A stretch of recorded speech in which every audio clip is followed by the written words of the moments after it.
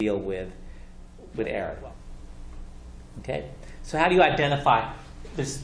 You can have variables that are a problem. If I'm doing a regression analysis, or really any statistical analysis, I can have a variable that's a problem, like my variable joyriding.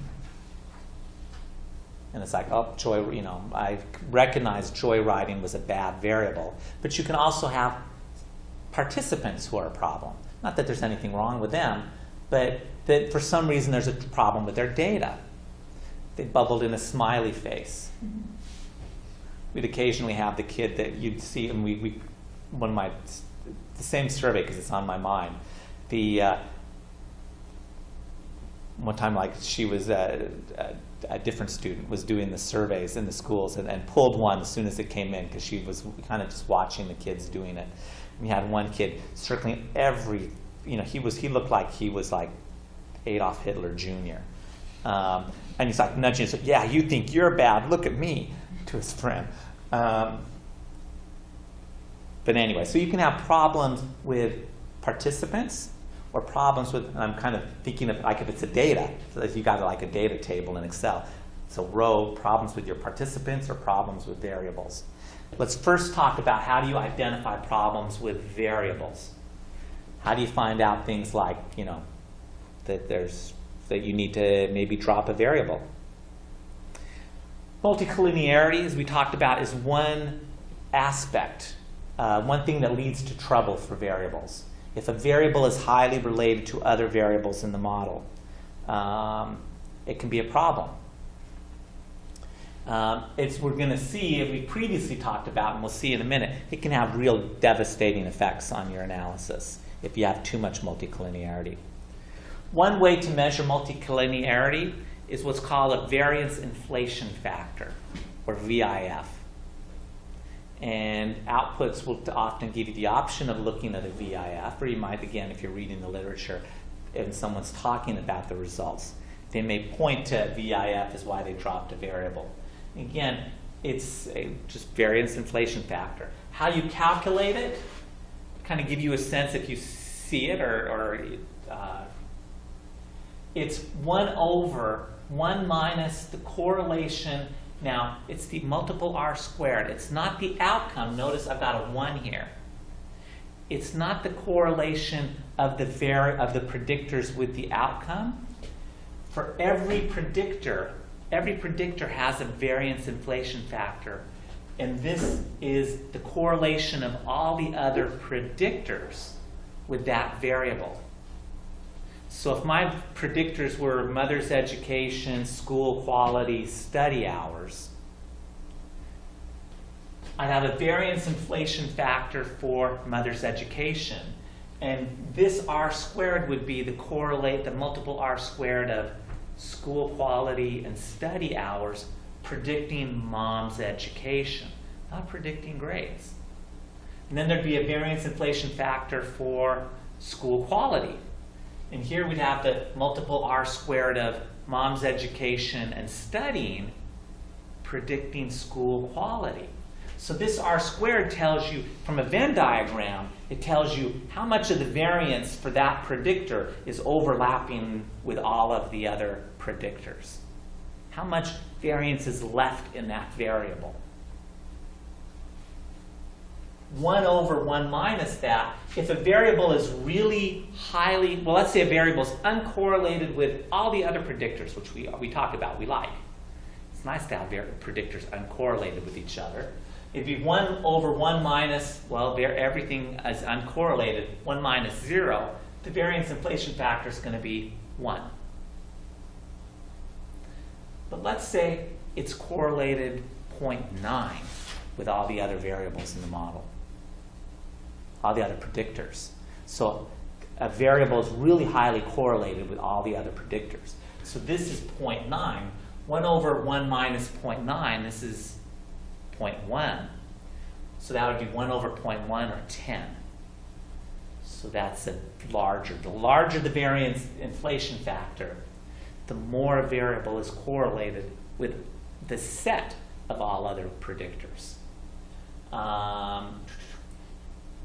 You might see it kind of just shorthand. R sub I is just the correlation of predictor I with all of the other predictors.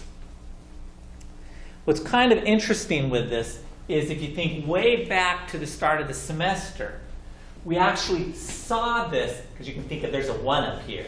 We saw the variance inflation factor as part of the standard error of the regression coefficient.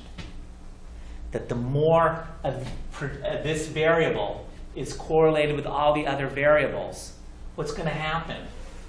The more of one variable is related to all the other variables, this is going to get 1 minus a bigger and bigger and bigger number, getting close to 1. So this will become a very small number. The sum of squares for whatever that variable is times a small number is going to be a small number. We're dividing the variance of the residuals by a small number. So this is going to get bigger. The standard error for the regression coefficient gets bigger and bigger and bigger. The more that variable is correlated with the other predictors. If the standard error gets bigger, think of how big of an effect did I see divided by the standard error. If the standard error gets bigger and bigger and bigger, the t-test is going to get smaller and smaller and smaller. So it'll be harder and harder and harder. I like repeating myself 3 times to detect the effect. So this can kill you if you've got a lot of highly correlated variables. And if you look as you kind of build a model, if you do a sequential multiple regression, and you look at the standard error for the regression coefficient as you add variables, you may notice all of a sudden, wow, my effect is getting, the regression coefficient isn't really changing in size, or it's changing in size a little bit, but the standard error is changing a lot. If it never doesn't change at all, then the standard error won't. But you can see kind of what's happening with the standard error as you add more variables. Does it start to get really small? Now, it won't always, does the standard error get bigger and bigger and bigger? Now keep in mind, as you add more variables, the standard deviation of the variance of the residuals is going to get smaller too. So this will get smaller as you add more variables. But if those new variables are highly correlated with a predictor, this will get bigger, which will make this get smaller. So it's like a tug of war that you can happen. But anyway, kind of the takeaway point of this, and you'll never calculate this on your own. I mean, this is just for your edification and conceptually to understand. This is why you don't want to just throw everything in the kitchen sink in a regression analysis. You don't want to put in a bunch of variables that are all highly correlated with each other. Because you're going to you can end up in a situation where the standard error for your regression coefficients are so big, you might account for a lot of variance, but none of the individual variables are significant because they're all so highly correlated with each other. Something to keep in mind, that correlation, it's not necessarily related to the simple correlations of individual variables. You may look individually, if you've got several variables, the correlation with each individual, if I'm the variable, my correlation with each of the other variables individually may be small, but combined, they may add up to something very big. So you don't want to just trick yourself into thinking that, oh, all those individual correlations are small, therefore I don't have a problem. It could still be an issue, and the variance inflation factor will point that out to you. No set rules. You see some people say 10 or more, some will say 6 or more. There was a time it was a bigger problem computationally, that the software, as if this became too close to 0, the software would crash where it would give you the wrong answer. I don't think that's really an issue anymore. The algorithms are much more sophisticated.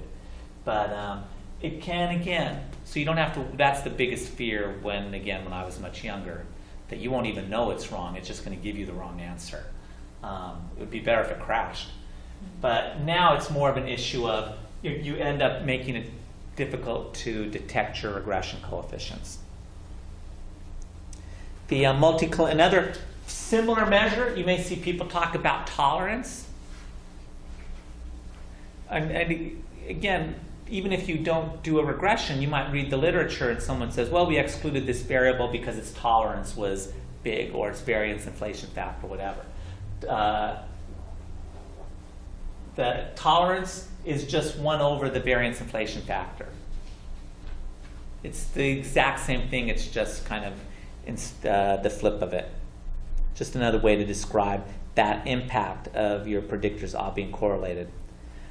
I think I may even skip the condition numbers. These are other things. You don't see them as much. Kind of what's nice with, it's kind of a global indicator. Should I? Now I'm kind of regretting I put it there.